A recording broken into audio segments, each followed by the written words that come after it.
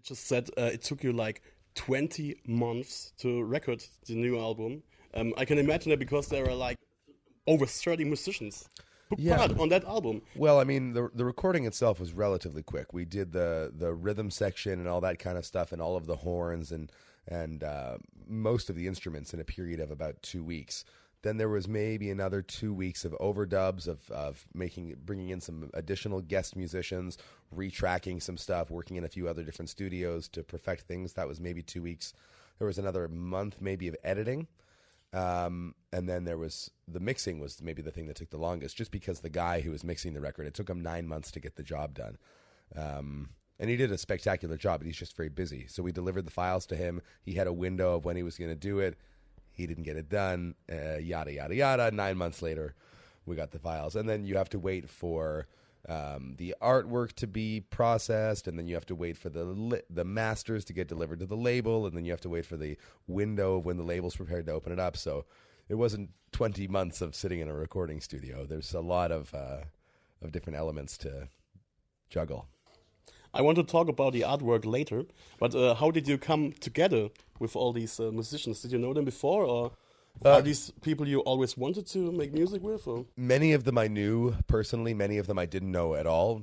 A lot of them were connections of the producer, a guy named Josh Dolgan, or So-Called is his stage name.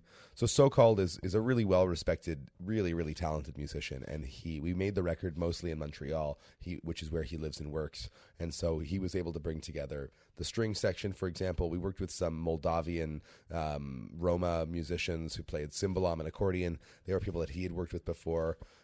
So, for example, I knew that I wanted to have some Moldavian cymbalom sounds on the album, but I didn't know any Moldavians. I didn't know any Romanians either, Hungarians, nobody who plays the cymbalom. So So-Called was able to bring some of those characters in, as well as the horn section, and we wound up redoing some of the drums. So it was a friend of his who came in to play the drums. We had a great guy named Joe Grass come in to play some pedal steel. That was another friend of So-Called's.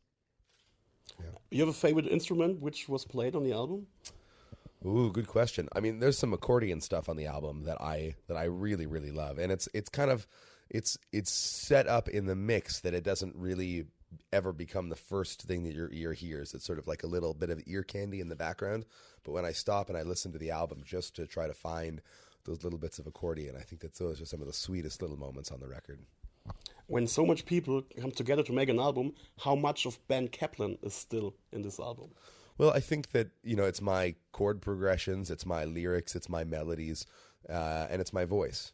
And I think that is what sort of holds the whole thing together, because even my songwriting changes from song to song. They feel, I think, sometimes like they could belong in different genres, but it's my aesthetic, it's my vision that is guiding the center of the process. And so, I think my ego is not so big that I believe that I had to have complete control over every aspect of the album. What was exciting for me was letting other people influence my vision and refocus it in different ways. What are the songs on the album about?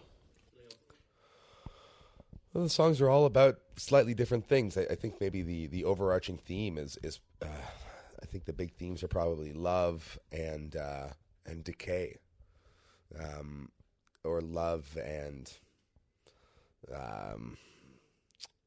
my sense of fear for the future of the project of Western progress and the almighty dollar. I don't know, something like that.